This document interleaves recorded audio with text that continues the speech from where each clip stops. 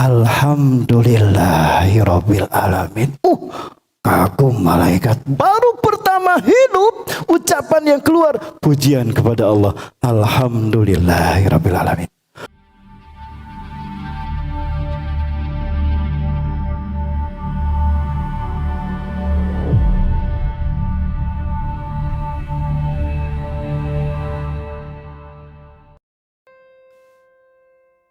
Tiada kata yang pantas kita ucapkan mengawali rangkaian demi rangkaian kata yang akan dibahas pada kesempatan kali ini, melainkan puja-puji dan syukur kita kepada Allah Subhanahu wa taala.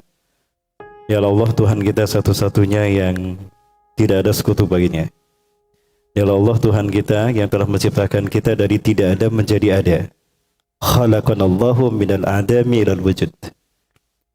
Kemudian Allah Subhanahu wa taala, Tuhan pencipta kita, telah menempatkan kita pada makom yang mulia yang hanya kita yang mendapatkannya. Fi ahsani taqwim. Maka dengan makom inilah umat manusia ada pada kemuliaan lebih daripada makhluk yang lain. Dan maha bijaksananya Allah Azza wa Jalla demi menjaga muruah kita agar tetap mulia, Allah ciptakan satu saja sistem hidup yang mampu menopang posisi kita dan muruah kita agar tetap mulia. Sistem hidup itu adalah Islam. Maka fitrahnya manusia hidup di dunia ini adalah di dalam Islam.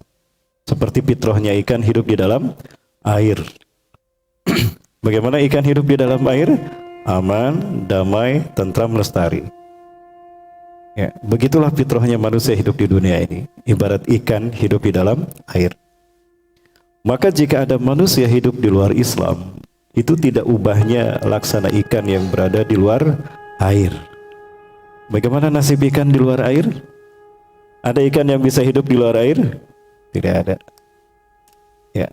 Jika ada manusia hidup di luar Islam, itu ibarat ikan yang berada di luar air. Dan bagaimana nasib ikan berada di luar air? Nggak jauh beda seperti ikan bakar, ikan goreng, dan pepes ikan. Betul? Begitulah jika manusia hidup di luar Islam.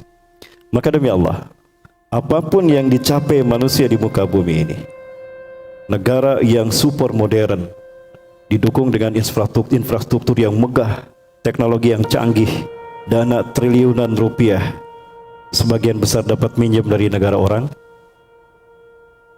Semua itu hanya ibarat gunung es yang tinggi menjulang ke langit, hancur mencair roboh oleh terik panas sinar matahari.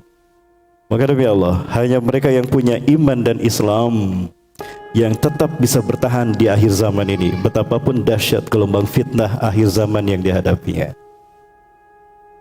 Salawat dan salam semua tercurah pada uswah dan kedua kita, Rasulullah Muhammad sallallahu alaihi wasallam, Nabi dan Rasul yang diutus ke tengah-tengah kita, memiliki posisi yang berbeda dengan Nabi dan Rasul yang lain. Maka jangan pernah kita menyamakan Rasulullah dengan Nabi dan Rasul yang lain.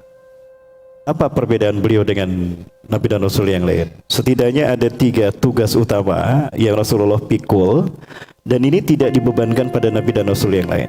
Yang pertama, Rasulullah SAW adalah rahmatan lil alamin. Quran Surah Al-Anbiya ayat 107. Allah Azza wa Jalla menyatakan, a'udzubillahi minasyaitonir rajim, wa ma arsalnaka ila rahmatan lil alamin. Hal ini terbukti ketika Rasulullah berdakwah di Taif. Tidak serta-merta dakwah beliau diterima. Beliau mendapatkan resistensi dari bangsa Taif, kaum Taif yang luar biasa, sampai-sampai beliau dilempari dengan batu. Dan tidak tanggung-tanggung, batu yang dilemparkan sebesar ini ya Bafilah. Maka terluka tangan, kepala, dan pelipis Rasulullah berdarah. Bayangkan, kekasih Allah diperlakukan seperti itu.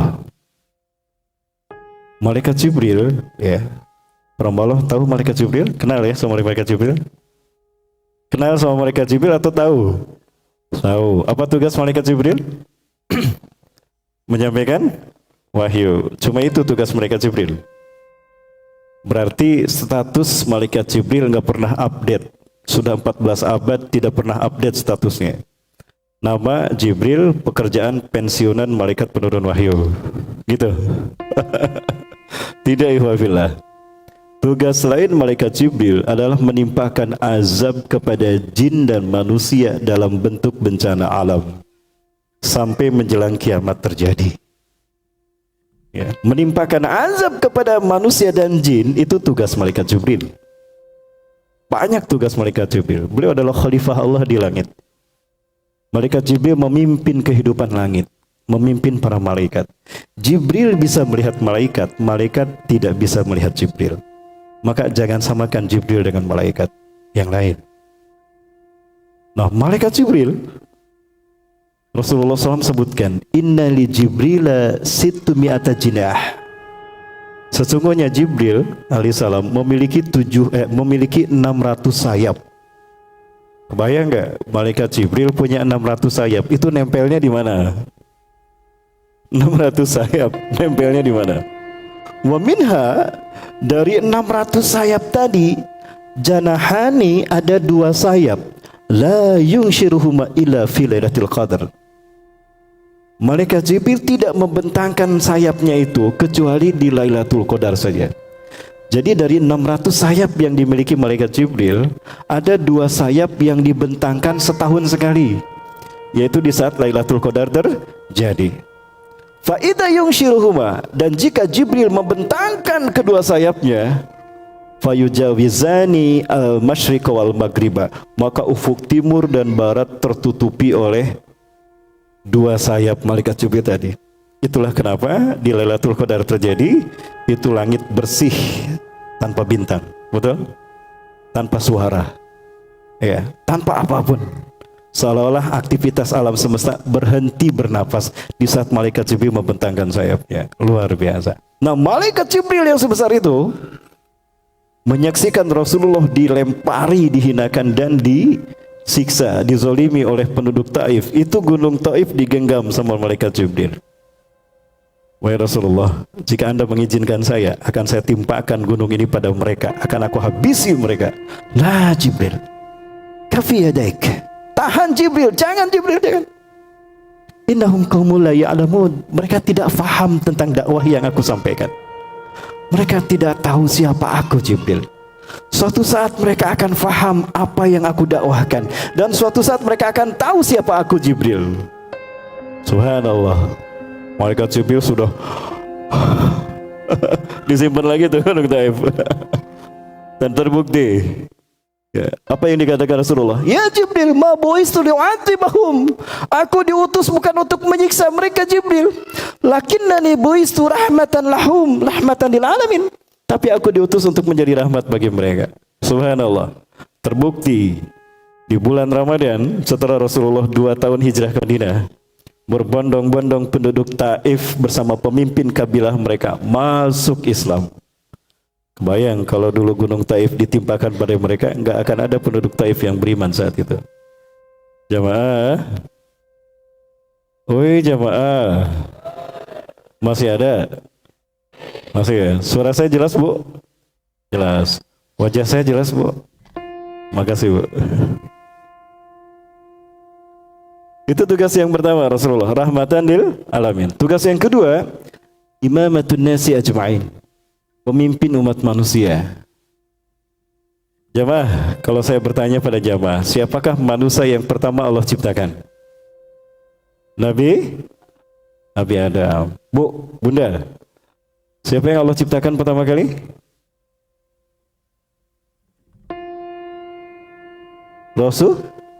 Rasulullah. Oh, ada satu orang yang jawab Rasulullah. Sebentar. Jamaah, saya bertanya dari keyakinan saya, siapakah manusia yang pertama Allah ciptakan? Yakin? Yakin? Bunda, siapa Bunda? Rasul? Suaranya gak jelas? Itu dia. Cuma satu orang yang jawab nih. Baik. Ketika Allah menciptakan Nabi Adam, hina ma khalaqallahu Adam mubasyaratan biyadayhi, ketika Allah Azza wa Jalla menciptakan Nabi Adam langsung dengan kekuasaannya. Tangan Allah maksudnya kekuasaannya. Jangan samakan tangan Allah dengan tangan kita. Ketika Allah menyebutkan tangannya, syirik itu namanya. Bebaskan Allah dari ukuran-ukuran kita makhluk. Allah terlepas dari dimensi ruang dan waktu, karena Allah menciptakan dimensi ruang dan waktu. Betul? Ya.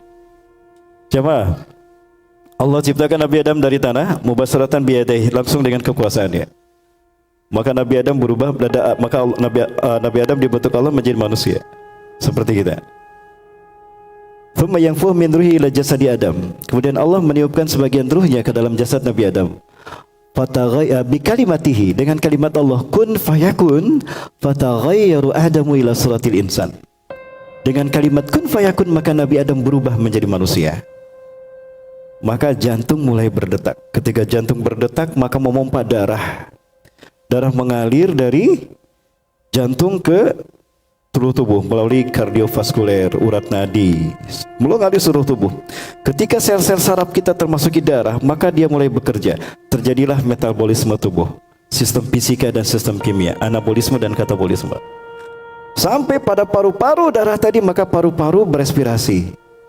Ketika paru-paru berespirasi, oksigen masuk ke dalam hidung, ya, maka sampai ke paru-paru dan terjadilah respon kehidupan pertama kali.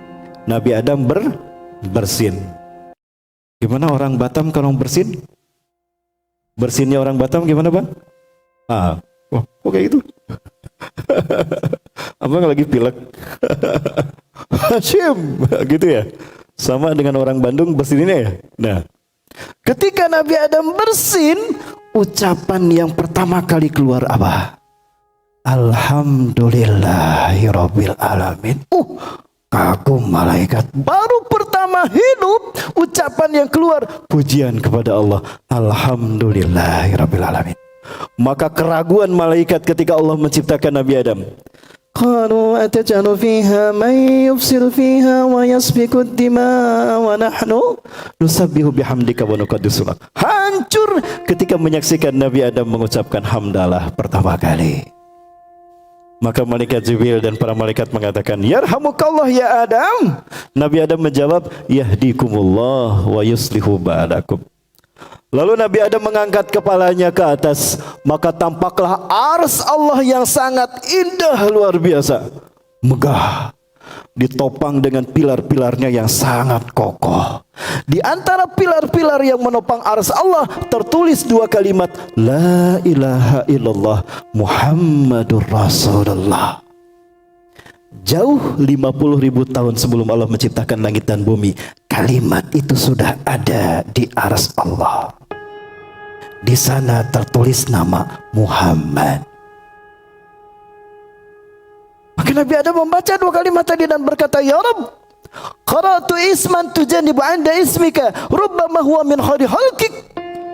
Ya Allah, aku menemukan satu nama, kau sandingkan dengan namamu, berarti dia adalah makhlukmu yang terbaik ya Allah. Ajal, betul Adam. Huwa min khairi khalqi, dia adalah makhlukku yang terbaik. Laula uhibbuhu ma khalaqtuka ya Adam. Andaikan aku tidak mencintai Muhammad kekasihku, aku tidak akan menciptakan engkau Adam. Jemaah, kisah ini ditahqiq oleh ulama mutaakhirin sekarang, itu dhaif. Tapi ada hadis yang lain yang menunjukkan makna yang sama. Kemungkinan hadis ini naik menjadi hasan, artinya boleh menjadi pengetahuan kita. Baik, berdasarkan kisah ini, jadi siapa manusia yang pertama diciptakan? Jamaah, siapa jamaah? Rasulullah Muhammad sallallahu alaihi wasallam, bukan Nabi Adam. Bukan Nabi Adam.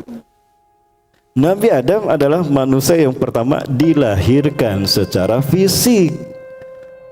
Kalau yang diciptakan pertama kali adalah Rasulullah SAW, maka Rasulullah di dalam kitab Sahih Muslim, dalam Kitabul Fadail, bab fadlu Nabi Muhammad SAW min sayyidil khalaik, hadis yang disebutkan dari Abu Hurairah, ana sayyidu waladi Adam yaumal qiyamah, aku adalah pemimpin umat manusia nanti pada hari kiamat. Wa ana awalu ma yunshaqqu alaihil qabr, dan aku adalah manusia yang pertama kali terbelah kuburnya nanti dia mulba'as. Wa awalu syafi'in yudhanu syafa'atuh, yang pertama kali memberikan syafaat dan diizinkan syafaatnya dan diterima syafaatnya.